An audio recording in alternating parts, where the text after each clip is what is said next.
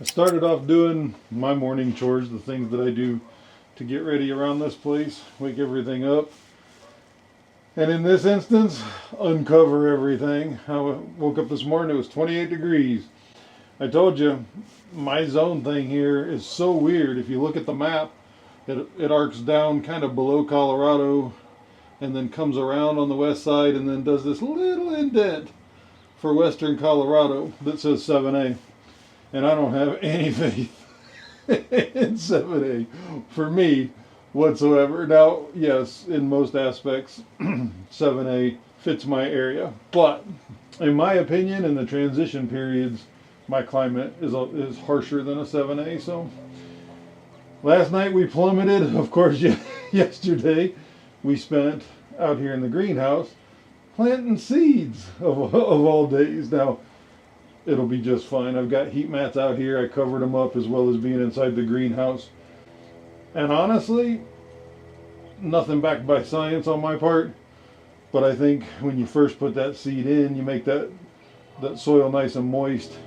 If it's cold at first and warms up, it kind of like putting your seeds in the refrigerator. Look at it that way.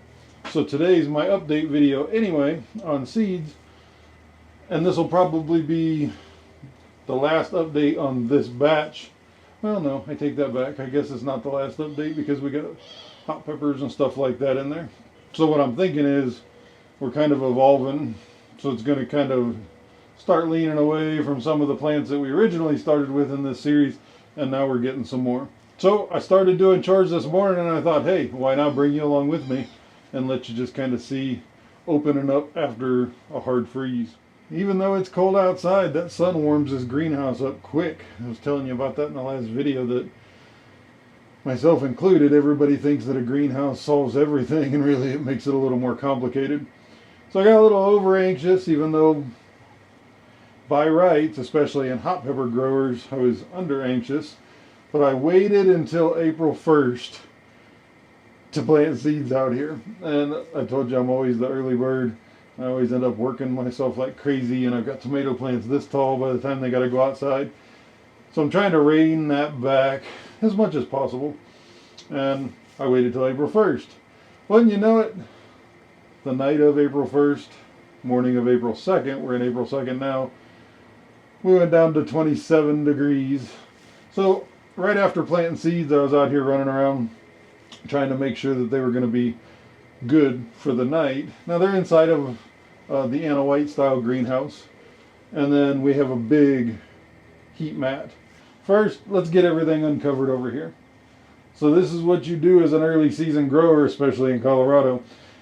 You grab whatever you can.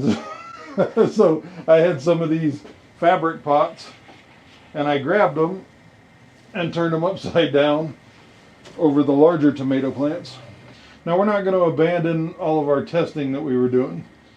These are the tomato plants started in my soil. Oh boy, that's actually kind of warm under there. But these are the tomatoes that I started in my soil mix in a 4-inch seed tray or seed cell.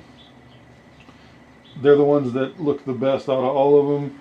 They're potted up right here, and I'm keeping those. In the other little 4-inch tray, this was the Coco Core based mix, the Burpees seed starting mix. They look great. I have absolutely no complaints. They are still larger than all of them that were in the 72 cell seed tray. They just kind of lagged behind the ones that were in the mixed soil. And I've been a proponent of that mixed soil for 20 years. So nothing to make me change from it yet. I'll bring you over here. And I threw a regular row cover. So I threw 2 humidity domes on so I would have something to brace it on, and then laid these guys in a tunnel with a row cover. But they also have a really thick shade mat going for them right now. And of course, the heat mat that's underneath. We potted everything that was in the 72 cell seed tray into its own 4-inch pot. They do look great. The 72 cell seed tray did what I wanted it to do. I'm still partial to the 4-inch pot. It does the best for me. The roots look the healthiest. In that 72 cell seed tray, Some of those roots, I've actually got a picture I'll show you. Some of those roots got really long hanging out the bottom. In the 4-inch seed cells, they don't. They stayed in nice and compact. They honestly look a little bit whiter and brighter. So far, nothing to take me away from my 1/3, 1/3, 1/3 mix. Fun little fact, these humidity domes here are about 20 years old, and I've still got them. They're getting a little brittle. They're cracking right here on the edge, but I like them. They're the high domes, and I'm kind of partial to them. And I've only got a couple left, so I'm trying to baby them. Okay, let's get all these covers off so you can see. Look at there, a 72 cell seed tray. You end up with that many plants. That's pretty amazing. So we're going to let these grow up, and then I'll probably up pot them one more time since they have at least 30 days in this greenhouse. I'll pot them up one more time. We'll get them nice and big. For those of you wondering, this is what I like my final size to be before I sell them. And usually that plant, is this tall before you buy them. I like mine to be a lot bigger and a lot healthier than what you can buy at any store out there, to give people an incentive to buy mine. These are all San Marzanos, and I'm guessing, let's see, we planted them April 1st. By May 1st, hopefully around here, will be safe to plant. But if anybody's interested in these plants, if you live around me or within distance, then let me know. Either shoot me an email on thechiliprepper@gmail.com or send me a message on here, and we'll reserve whatever plants it is you're looking for. We'll put them off to the side until the weather here is ready for you to come get them. Okay, on this side, I was going crazy. It was getting cold last night. I found an old towel. I had a blueberry that I picked up when I was at Wally World the other day just to add to my blueberry collection. So I covered it up with a fabric pot just to keep it pretty decent, and then leaned it up against these humidity domes that are on a heat mat so it would stay above the freezing point. I don't want it to go back into dormancy, and I sure don't want it to die. So I grabbed this towel. So they're going to stay in their humidity domes. I'm just going to open up the vents, because even though we're not going to get very warm here today, this greenhouse is going to get really warm. I'll show you. So this entire tray is Brandywine tomatoes, the pink Brandywine tomatoes. This tray is my cherry tomatoes. These cherry tomatoes were really cool because about, 5 or 6 years ago, maybe more, there's a place called Montrose Seed Bank about an hour south of me. For whatever reason that year, they had a bunch of varieties. They were the Italian varieties, and it was showing how where they were grown in Italy, the climate was very similar to mine, so that intrigued me. That's where I got my San Marzano strain from.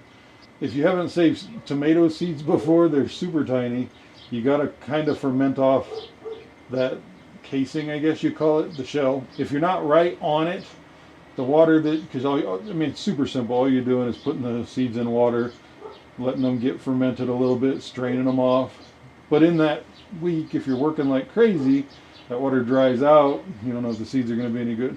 So I thought I lost that strain altogether. I can't for the life of me remember or find the name, even by going to the Montrose Seed Bank's website. But I love them. They're giant cherry tomatoes. You'll see this year.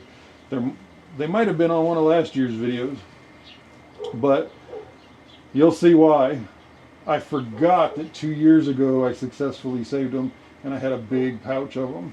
So I have an entire tray of these cherry tomatoes that I can't wait to show you what they turn out like. Now this tray is going to be cool. So this one, 12 a piece, I did 12 goat, 12 KSLS, King Star Lemon Starburst, 12 cherry bomb, 12 Dorsa Nugget. We're going to attempt to grow a really large pepper. I always grow really good peppers, really nice plants, but this time we're going to attempt to go large, kind of like Chili Chump and Pepper Geek and Pepper Guru, the way they all did it. I want to try to grow a large one. Now, I haven't before. I don't think I'm in that league yet, But I do have an attention problem, and I do focus way too much on certain things, so I want to grow a big plant. Then we got 12 Scotch Bonnet and 12 of my red cayenne.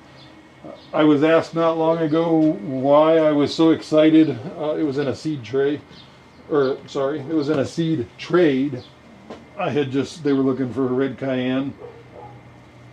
And I responded back that I have one that I've grown out for so many years from seed and kept the seed and kept the strain going, and it gets better every year. And they said, wow, what's so special about it? And it's not that there's anything special about it. Originally, that red cayenne packet plant, whatever you want to say, grew really large and had giant cayennes on it and produced like crazy. When that happens, I save the seeds. I plant out a bunch of them the next year. I take the best ones, and I do that year after year after year. In my opinion, my strains and my seeds are really, really good. So that's what we have going on over here. And then we have my tomato plants that were started in the mix that I use. So that's where we're at in the greenhouse this year. Now I still have seeds started inside too. We'll take a look at, and we'll do the regular review like we've been doing every week. But like I said, the reviews are going to get a little bit bigger because we'll touch on everything that's going on around the property. The reviews will get bigger probably each week, and we'll look at the progress of the property so that way you can gauge the progress that you've got going on. It sucks when you start growing something and you think, especially, I mean, I've got a tray of Carolina Reapers in there that, man, sometimes those finicky things can take 3-4 weeks. Well, okay, 3 weeks. If it takes 4 weeks, I'm not using it. But it can take weeks to germinate and even pop through the soil. And it sucks when you haven't done it before and you're thinking, man, what did I do wrong? What did I do right? Is the seed still viable? Did I kill it? No. You can follow along with my video, and you'll see where you'll be able to watch, and it'll just reassure you that no, you're just fine. You still have time. Now, sometimes seeds are seeds, and they don't make it. That's just part of life. All right, let's go out to the square foot garden and get the row cover off of it and get it opened up for the day. Out here, I was lucky enough. We've got a couple things sprouting, but the soil level's lower than the bed, so I just grabbed a row cover, threw it over, and then wrapped it around a 2x4 over here. Put a little bit of weight on the sides. Hey, redneck ingenuity works every time. All right, let's pull this cover off. Boy, that water's cold. Oh yeah, the water on here is actually ice. It got that cold last night. So let's see where we're at. Now this bed, oh boy, that got cold. Okay, now this bed only had two, oh wait, we got a lettuce coming through too. But yesterday this bed was only at the spinach and the kale popped. Hang on, I'll bring you down here and show you. There's our spinach. And here's our kale right here. And still tiny, oops, and still tiny, but right there. Let's take a look at our carrots. Shit, we won't see anything yet. But you want to check them from day to day. As soon as you see sprouts, you want to pull those off. And then we got something popping up in a square that may be in the sharpest tool in the shed. I forgot to label. I think it's a whole bunch of bunching onions, but I'm not positive. I'm going to be as surprised as you are, but we're going to see. And back here, I already fed and watered all the little raptors. I've got it set right now. I'm not going to let them come out till about 11. I want it to warm up some more before they're out here in the freezing cold. Now to my inside seeds, they're doing really well. This one just got put in here yesterday. The 72 tomatoes got pulled out of here. You can look over here. This is the Burpee Coco Core based seed starting mix and my mix. They're both doing very well. Like I said before, there's not enough to get me to change away from my 1/3, 1/3, 1/3 mix yet. We're going to do a bunch of other tests on other products and just see if there is something that'll change me. But it does appear and feel that the 1/3, 1/3, 1/3 mix is outperforming the Coco Core based mix. For this year, I'll be sticking with my mix. And just to show you, everything's doing really well. Onions are doing awesome. Tomatoes are a lot smaller, but they're the purple varieties. My lettuce and spinach in the back is ready to go out. And then I've got a bunch of cool peppers. So just to show you that there's not much difference, there is the Burpee Coco Core seed starting mix. The onions look the same. The spinach, let's see, looks to me like the spinach is performing better in the 1/3, 1/3, 1/3. But possibly, I mean, it's really close, but possibly the lettuce is growing better in the Coco Core. I don't know. Something maybe we'll look at. And then some other cool peppers down here.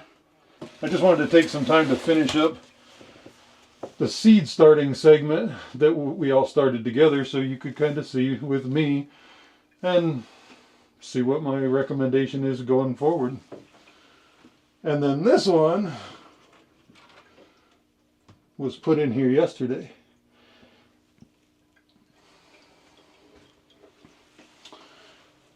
This one is my Carolina Reaper. It'll be the 4th year that I'm growing out, keeping the seeds every year. I got the seeds from Pucker Pepper Company themselves. The plants and the seeds have just been workhorses. They grow unbelievable. The germination rate is usually through the roof. I love them. I should say, I love growing them. So this is how I start my year to get up to the plants that I make all my Reaper powder with. Just to show you where that's at. Now what I'll do is I started 72 in here. We'll monitor them, of course. I'll be keeping the best growing ones. And we're going to see if we can make a giant Reaper plant this year. It's going to be like the Beast Games. Start with 72. We're going to start eliminating until we get to the strongest ones. Then we're going to put them in giant pots. We're going to feed them all the nutrients we can get them to hold. And we're going to try to make some, 6-8 foot Carolina Reaper tree. And I'm doing that with a few other ones too. So stick with me. All the ones that don't get selected will be for sale if you're in my area. I say if you're in my area because I haven't figured out the shipping part on live plants yet. So that's where I'm at for this week. Hopefully you're growing along with me too. Now, I wanted to take a minute and touch a little more on what I said about the seeds. So these are all my seeds. I have ones that I have individually packaged up to be able to sell people. And I keep those, even the super hots I sell at $3 a pack. I'm not trying to get rich off of this. These seeds, for whatever reason, have just in my garden climbed to the top. Jamaican Scotch bonnet, banana peppers, shishito, cherry bomb, Kang Star Lemon Starburst, the goat pepper. This thing grows amazing. Carolina Reaper, Big Jim, New Mex. Now those seeds I've had for years. It's what I do every year is I plant and of course I keep the best ones. We're doing it on a bigger scale this year. These are the seeds I kept to populate full trays. We're going to let them fight to see who makes it to the top. And those plants that make it to the top of these seeds are the ones that I'm going to plant in much larger containers with all the nutrients they can handle. And I'm going to see how big I can make those plants. I want to see if I can make the best example of that specific breed out there. That's my goal, especially for that Carolina Reaper.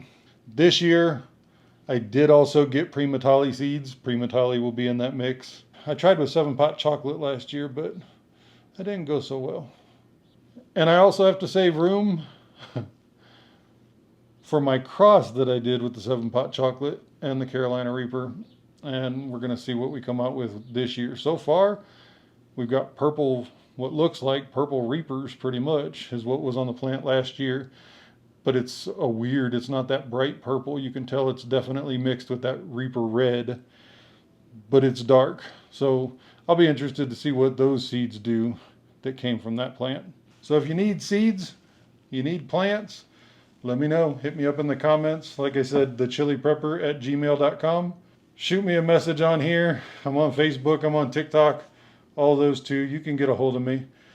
But if you want seeds that are taken care of as best as humanly possible, you want my seeds. We'll see you next week.